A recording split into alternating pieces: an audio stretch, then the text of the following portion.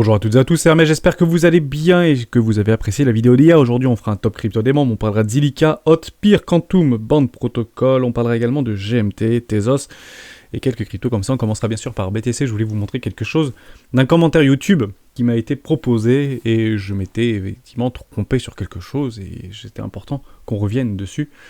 On en parle maintenant. Avant de commencer à notre habitude, je vous invite toujours à rejoindre le Discord des rois du marché. Vous trouverez à l'intérieur une documentation d'une stratégie qu'on utilise, les 4 rois. N'hésitez pas à vous en imprégner, à vous en inspirer pour vous aussi trouver votre propre style d'investissement. C'est une stratégie d'une dizaine de pages, extrêmement simple à lire, extrêmement vulgarisée. N'hésitez pas à la télécharger, c'est fait pour ça. On revient sur Bitcoin tout de suite. Par rapport à quelque chose que j'avais dit il y a quelques jours dans une vidéo, je crois que c'était celle de vendredi ou de samedi. Je cite, au niveau de bulles de ciel. Bonjour RMS, merci pour vos analyses. Vous avez cependant dit dans une précédente vidéo que si BTC clôturait au weekly, sous les 46 600$, ce ne serait pas bullish. Et bien qu'ayant clôturé la nuit dernière vers les 46 400$, vous semblez avoir changé d'avis. Peut-être parliez-vous alors du court terme et qu'aujourd'hui abordiez-vous plutôt le moyen terme. J'ai été très embêté, en effet, parce que je ne voyais pas pourquoi j'aurais avancé cela. Une clôture sous les 43 500$ ne serait pas bullish en effet, mais 46 600$, je vois pas. Bref, pas de souci. Est-ce que tu te souviens de la vidéo où j'ai pu dire une bêtise à suivre? Et il m'a répondu. Ok, et j'essaie de chercher. Donc je me mettais, est-ce que si on vient clôturer ici sous les 45 900$ par rapport à une précédente ligne de coût, c'est difficile. Peut-être pas ici, 46 500$, mais qu'est-ce que c'est 46 600$ en réalité? 46 600$, je voyais pas. Voilà, j'étais là, je regardais, non, par rapport à une précédente, peut-être en mensuel, je regardais aussi, je trouvais pas, non, parce que les lignes de coût elles sont plutôt là par rapport à un énorme range, on a clôturé en dessous, c'est quand même bullish, la bougie est verte, en mensuel, jusqu'à preuve du contraire, tout va bien, et j'ai trouvé, il avait raison, en effet, je vous le montre ensemble, parce que ça sert aussi à ça, le Discord et les commentaires, parce que j'ai un énorme biais psychologique, et je vais vous montrer ce que c'est mon biais psychologique, c'est cet énorme W Weekly, qui me dit dans ma tête, c'est ultra bullish l'histoire. Et tant qu'on ne vient pas à réintégrer en fait cet énorme range par rapport à des précédentes clôtures de bougies, bah pour moi c'est bullish, on fait le pullback et on repart dans une zone de rechargement de vente logique. Ok, ça c'était super important. Mais il avait raison. Car en effet, j'ai dû dire que si on venait à clôturer en dessous du premier arrêt la semaine, donc vendredi soir, ou dimanche, dans la nuit de dimanche à lundi, pardon, en dessous des 46 700, 46 600$, ce serait en effet pas bullish. Pourquoi ? Car tant qu'on ne vient pas à clôturer au-dessus du premier arrêt et breaker de façon franche ce premier arrêt, le plus probable c'est de faire un nouveau plus bas. Et il a raison. Il a raison de me reprendre là-dessus. Malgré les biais qu'on peut y avoir par rapport à des structures, par rapport à des divergences confirmées, momentum, RSI, etc., il ne faut pas oublier que les plus grandes entre guillemets time frame sont les plus importantes. Et si ici je passe en mensuel ou même en 14 jours, je n'ai pas les mêmes structures de marché, évidemment. Parce que cette bougie n'est pas encore clôturée. Dès lors, je prendrai bien évidemment mon top, mon haut de marché, et je vois qu'on est en train de travailler sous le premier arrêt des 46 600, 46 700$ en fonction de votre échangeur préféré. Dès lors, il est probable qu'on fasse bien sûr un nouveau plus bas tant qu'on ne vient pas à breaker et clôturer de façon franche au niveau de ce premier arrêt. Donc, inutile de lever les bras au ciel, c'est vrai, merci pour ton commentaire, parce que ça permet de me remettre les choses dans leur contexte, même si je reste effectivement extrêmement haussier. Voilà pour ça, merci à toi. On continue avec GMT. Je voulais vous en parler de GMT parce que j'ai aussi un billet là-dessus, c'est très compliqué. C'est pour moi purement et simplement une forme de FOMO extravagant et exagéré, mais bien évidemment je peux me tromper et je vais vous partager mon sentiment personnel.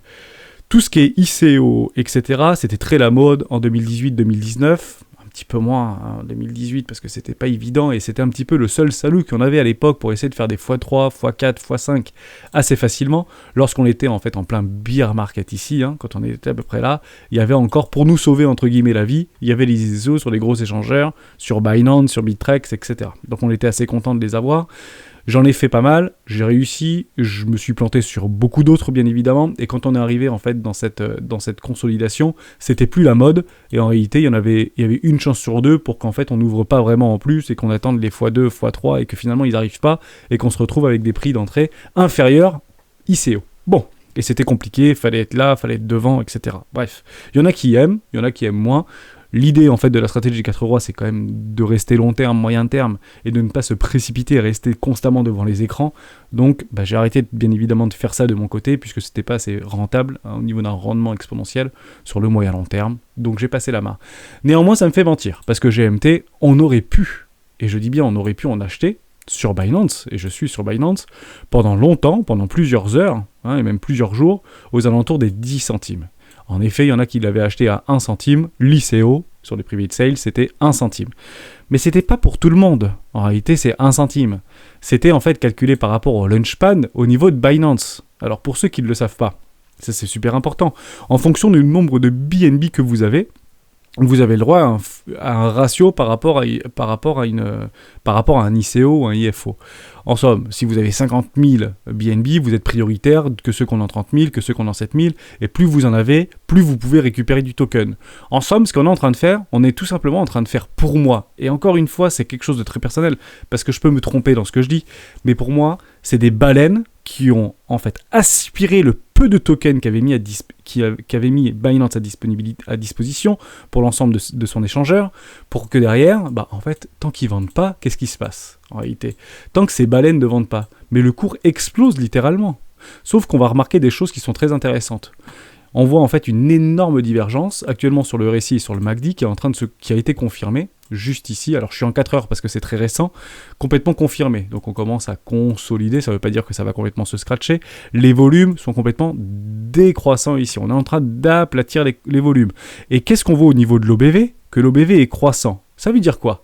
Ça veut dire qu'il y a de moins en moins de demandes sur ce marché. Ça c'est la première chose. Mais la deuxième chose que ça veut dire que les baleines ne vendent pas encore.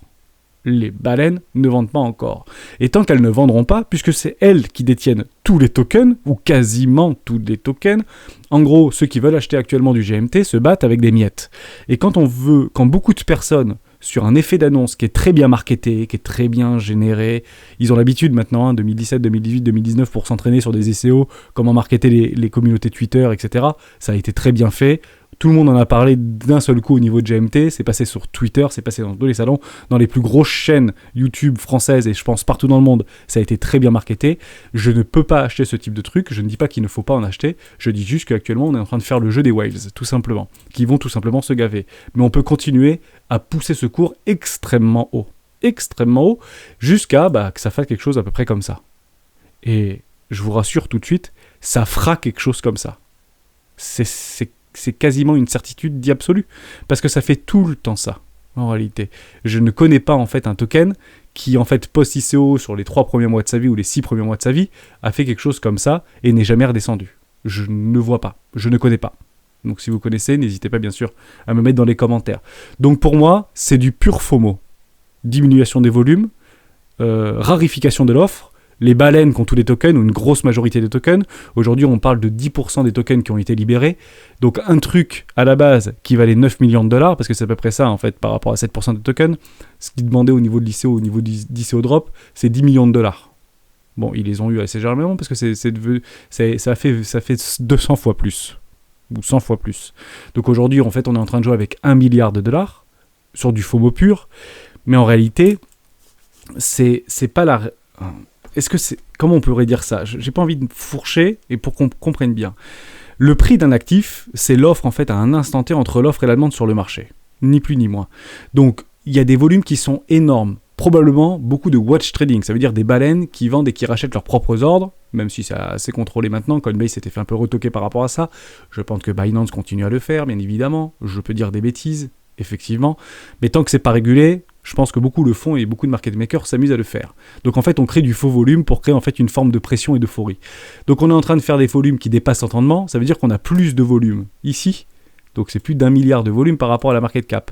Pour moi, ça me paraît un peu chelou.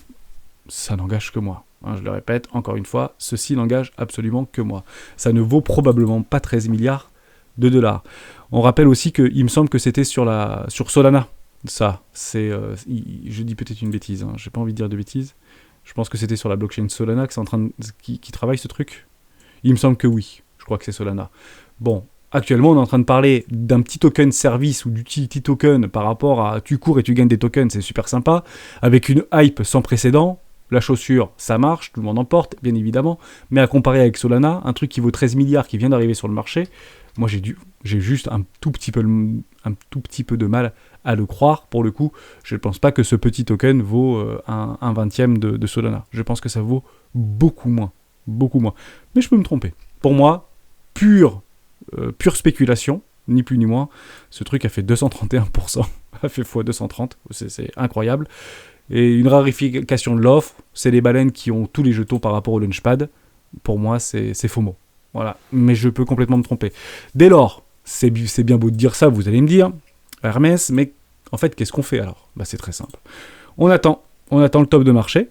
Pour ceux qui y sont, et je sais qu'il y en a beaucoup qui y sont, à chaque fois que vous appuyez sur le bouton achat, quel qu'il soit, si vous l'avez acheté maintenant, mettez-vous un objectif de prix. Bien évidemment, sur ce type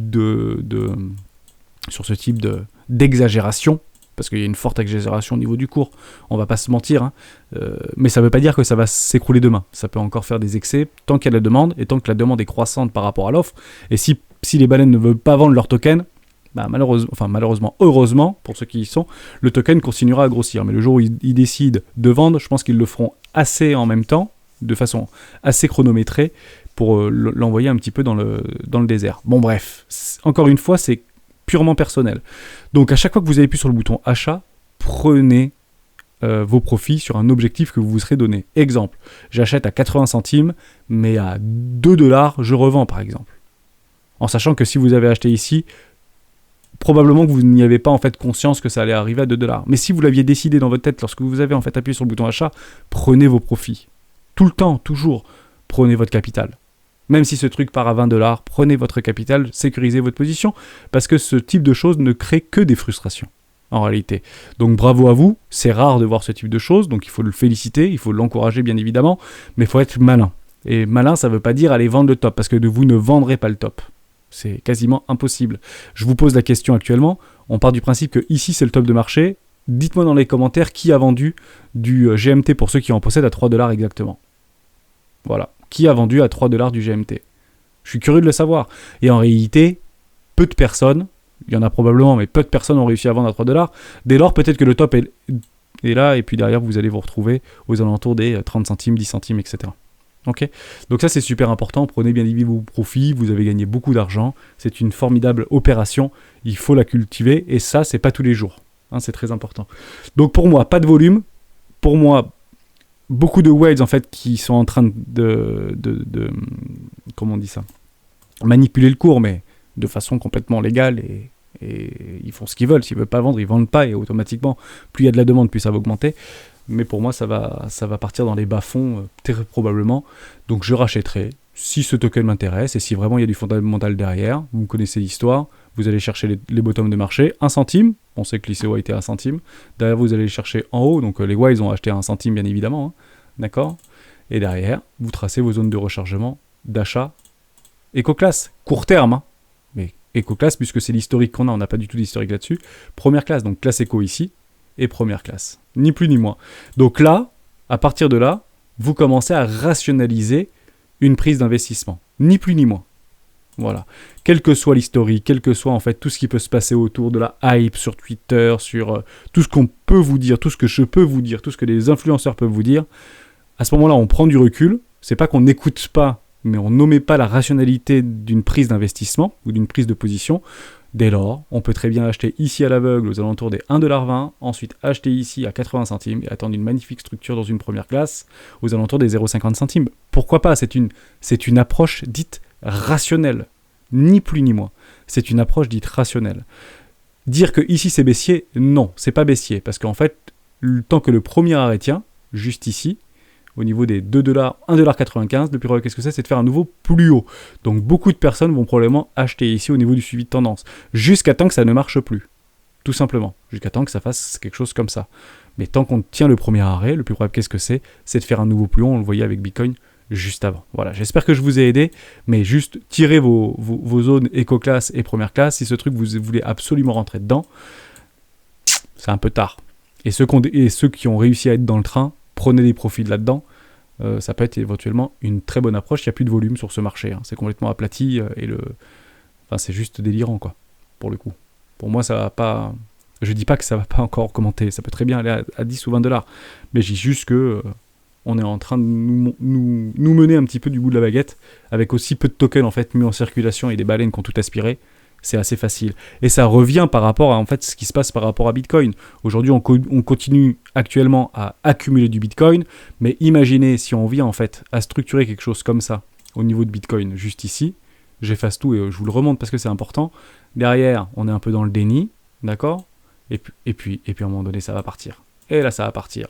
Et là, ça va partir, et on va dire, c'est du FOMO. Mais vous avez raison, c'est du FOMO. Mais si toutes les grosses baleines qu'on a accumulées ici, je dis pas que ça va le faire, hein, on n'y est pas du tout encore, mais partez du principe que là, c'est sûr que ça va FOMO sévère, quoi.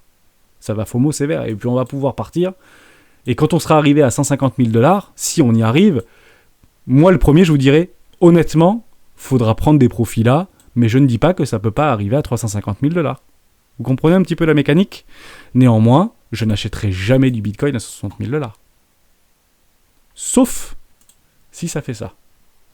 Comme ça, on est complètement cohérent en réalité. Regardez, à quel moment je pourrais acheter du Bitcoin à 150 000 $.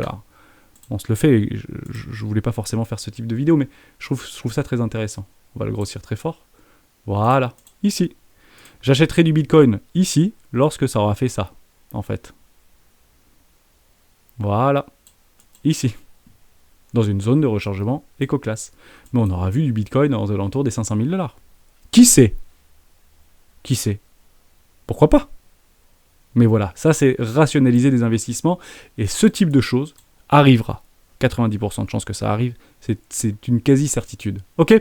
Voilà pour ça pour GMT, simple billet. Moi je m'y aventure pas, même si je pense que ça peut être extrêmement intéressant, mais aussi intéressant soit-il, prenez vos profits pour ceux qui y sont, tracez des petites zones éco et première classe, et pour les traders de suivi de tendance, vous avez un super point d'entrée juste ici aux alentours des 1,95$ si vous voulez suivre, et on rationalise des prises d'investissement et des prises de position, que ce soit sur le court, moyen ou long terme. Voilà pour GMT, j'espère que je vous ai répondu, mais pour moi, FOMO, uniquement. Et mais c'est pas une mauvaise chose, un FOMO n'est pas péjoratif. FOMO est une situation émotionnelle par rapport à une raréfication de l'offre sur une demande excessive, ni plus ni moins. Et je pense qu'on le voit très très bien au niveau de notre MACD. Si je passe en jour, ouais, on le voit pas, mais on est complètement dans l'absurdité de surachat ici. Si on passe en 12 heures, on voit quelque chose. Voilà, donc ici, si vous voulez, est-ce qu'on achète en fait dans une situation d'absurdité du surachat ? Non, on n'achète pas ici. En fait, on trouve des ventes ici là-dedans. Sauf que le truc, il est monté direct là-dedans. Bon, bah super. Pour ceux qui ont pris le train en route, bravo à vous. Mais partir du principe qu'il y en a déjà beaucoup qui ont pris des profits. Hein. Mais visiblement, les baleines, pas encore. Et les baleines font ce qu'elles veulent. Si elles veulent envoyer le truc à 20 $, elles peuvent le faire. En sachant que c'est pas loqué. Hein. De mémoire, c'est pas loqué. J'ai regardé là. Non, c'est où les locks. Je sais plus où j'ai vu ça, mais c'est pas. Il me semble que c'est pas loqué. Je sais plus où je l'ai vu, mais les 7%, ils sont sortis entre guillemets, quoi, au niveau du Launchpad. Voilà, bravo Binance, qui se sont gavés, comme d'habitude. C'est eux les grands gagnants de l'histoire. Zilliqa. J'ai peut-être un peu long, mais je voulais vraiment vous partager ça. Et ça, bien sûr, ça n'engage que moi. Ok. On se retrouve dans des situations assez particulières, puisque on a de l'argent maintenant, pour ceux qui étaient dans Zilliqa ou dans... pourquoi pas GMT qui ont pris des profits, bien évidemment. Qu'est-ce qu'on fait de ces profits, finalement ? Moi, j'y suis dans Zilliqa. J'ai pris mes profits aux alentours dans une zone de rechargement de vente, logique. Donc, je crois que j'en ai sorti 10 000. Et derrière, je vais les réinvestir quelque part. Est-ce que je peux éventuellement les réinvestir dans Zilliqa lorsqu'il sera venu dans une zone de rechargement d'achat long terme ?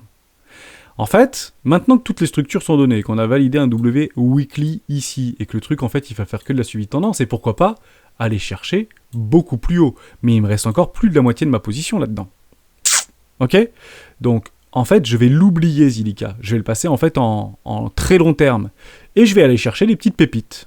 Donc, l'argent que j'ai gagné de Zilliqa, si j'ai envie de le réutiliser, de le réinjecter, bah mes 110%, je vais pourquoi pas les mettre dans Band Protocol. On voulait qu'on en parle. Est-ce que Band Protocol est intéressant ou pas ? On va regarder. Oui, tout à fait. Band Protocol est intéressant. Je vais mettre mon petit W Weekly. Formidable. Il y a un W Weekly. On est en train de faire le petit pullback. On est en train de perdre 7% actuellement sur... Ah non, pas du tout. Bon, si, 7% sur Band Protocol. Il y a tout qui se pète la tronche. Hein. Alors où je vous parle, on est passé à 45 000 $. On va chercher nos petits clusters qu'on avait vus dans la vidéo d'hier. Parce que là, je la tourne en fait la veille, pour le coup, la vidéo. Mais c'est une formidable nouvelle. On ira peut-être chercher sur les 44 800 $ au niveau Bitcoin pour aller chercher ce pullback. Ce sera ici éventuellement, qui aurait un bon prix d'entrée pour les suiveurs de tendance. Donc, mon Zilliqa, j'irai en fait le mettre, pourquoi pas, là-dedans. Pourquoi ? Parce que j'ai beaucoup plus de chances, en prenant ici, d'aller faire un plus 300%. Vous le voyez ici. Pourquoi ? Parce que je serai bien dans une zone de rechargement de vente logique, juste ici. Je vous fais en mille, mais c'est super important ce que je vous dis. Ici, 225, voilà, 250%, on imagine. Et si on revient sur Zilliqa, donc parfait, un Band Protocol, il n'y en a aucun problème pour celui qui voulait qu'on en parle. C'est à peu près similaire à d'autres... je crois que c'était TRX, ou je sais plus. TRX, vous voulez aussi qu'on en parle, on va en parler, il n'y a pas de problème. J'efface tout. Imaginez que s'il y a 250% de hausse, ça nous amènerait où ? Waouh, c'est pas mal quand même. D'accord ? Donc, est-ce que, à l'heure actuelle, dans une zone de rechargement de vente logique, je garde ma position to the moon, ou est-ce que je sors la moitié de ma position, que j'ai plus de chance avec un W Weekly, au même titre que Zilliqa m'a proposé un W Weekly qui a fait ce push, ici, pour me le proposer dans Band Protocol. Et si Zilliqa vient sur les 250%, donc les 0,50 centimes de dollars, ce qui me donnerait très probablement une extension Fibonacci aux alentours des 1,618, tout se répète, 0,50 $. On y est en plein dedans, pour le coup. Entre les 1,618 et les deux, on est exactement dans une augmentation supplémentaire de 250%. D'accord ? Juste là. Formidable. Tout petit peu moins. Oui, si. Ok, c'est validé. Donc derrière, je pense que j'ai plus de chances ou de probabilité sur le court terme, je parle, d'aller chercher de la performance sur Band Protocol ou sur d'autres cryptoactifs que de maintenir ma position coûte que coûte sur ZIL. Également, psychologiquement parlant, pourquoi je fais ça ? C'est extrêmement simple. Ça me permet en fait de toujours être investi et de réinvestir mes profits. Ok ? Certains en fait les garderont, découperont en deux. Vous faites un petit peu votre bouillie, il n'y a aucun problème. Chacun fait un petit peu comme il veut. Mais pour le coup, je serais très embêté si Zilliqa vient faire quelque chose comme ça, quoi. Vient retracer neckline d'un W Weekly précédent, moins 70%, sans avoir pris mes profits. Parce que j'aurais été perdant sur les deux tableaux, finalement. Ok ? Voilà pour ça. Tout simplement. On continue avec Hot. C'est qui voulait qu'on parle de Hot ? C'est Cyber Hot. Qui m'avait fait un petit texte là-dessus d'ailleurs.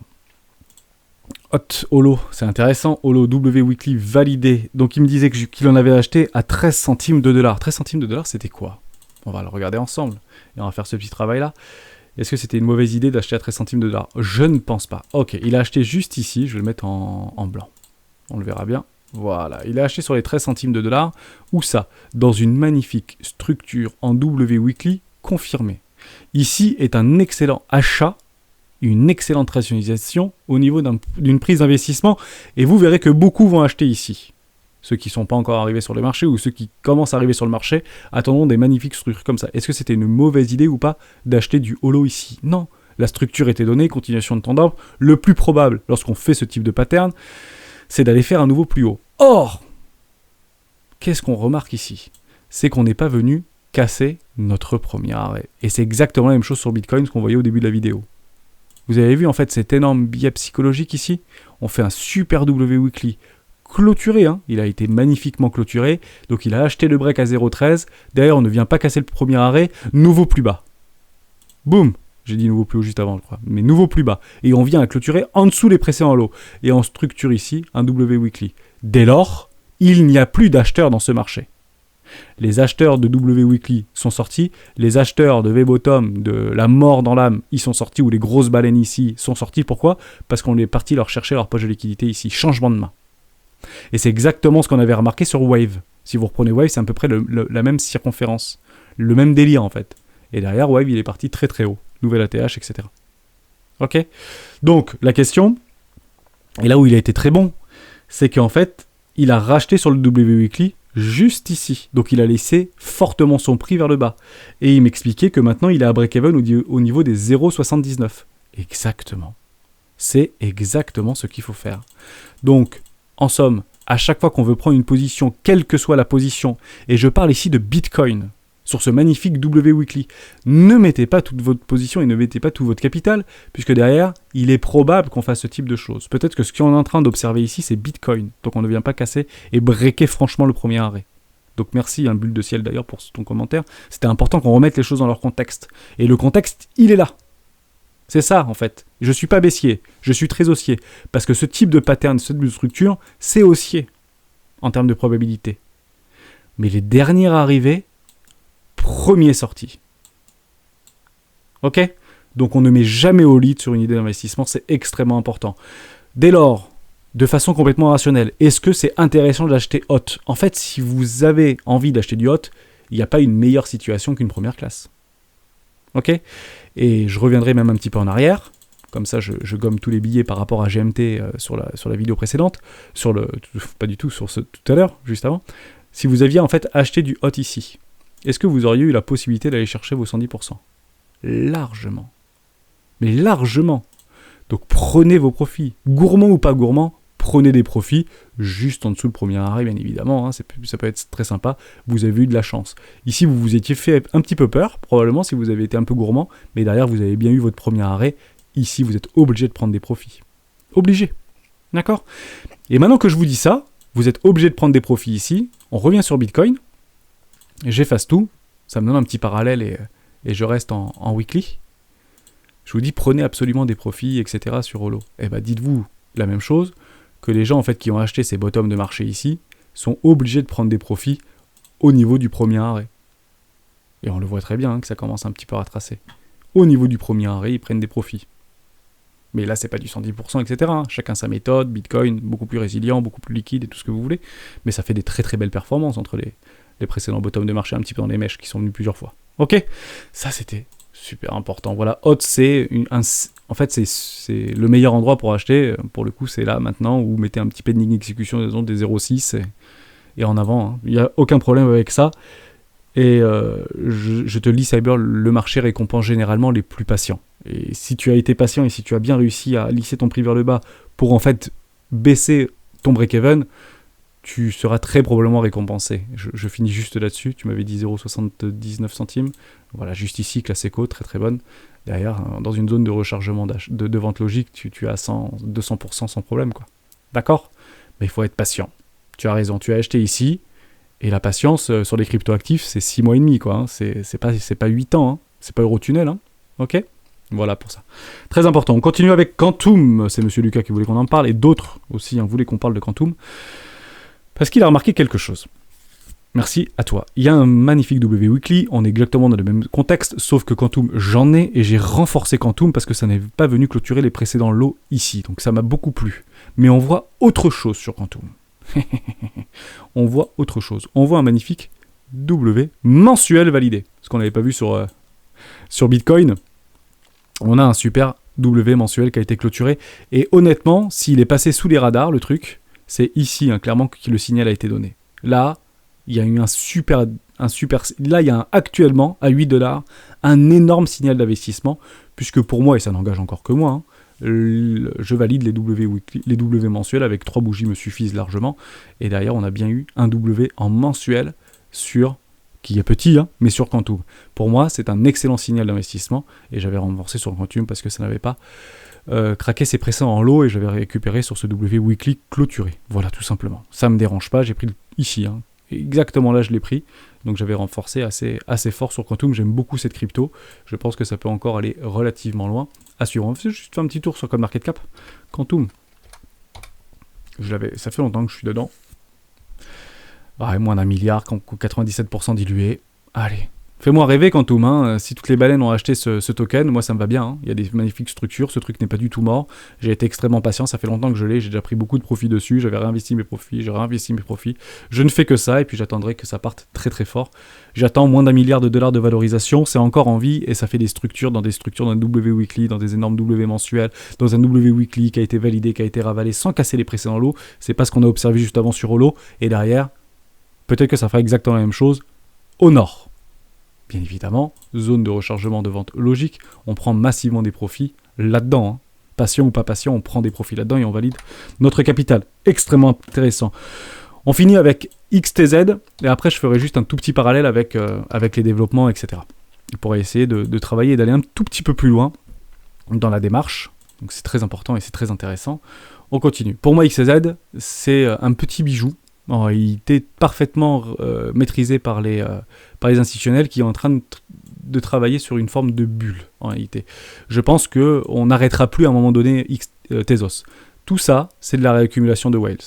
Voilà, y a pas de, ça peut continuer longtemps, ça ne me dérange pas. Hein. Je prends mes profits à chaque fois et je réinvestis en zone de rechargement d'achat long terme. Mais je sais qu'à un moment donné, je ne pourrai plus. Pourquoi ? Parce qu'on va sortir au niveau d'un précédent ATH d'une zone de rechargement d'achat long terme. Exemple, si on commence à arriver et là, je pense qu'on aura un peu plus de mal à aller chercher. Ah si, pourquoi pas, je serai toujours dedans, pour le coup. Oui, si, je pourrais toujours y aller, je pense. Donc je fais ça tout le temps, en réalité. Vous voyez en fait un petit peu ces formes et ces courbes-là. À chaque fois que vous déplacez votre Fibo et vous le rachetez dans une zone de rechargement d'achat long terme. Je vous le fais avec vous. Hein, on l'avait déjà fait il y a quelques temps de cela. Ici, genre de rechargement d'achat. Première classe, classe éco. On déplace. Première classe, non. Classe éco, oui. On continue. Classe éco, première classe, oui. On continue.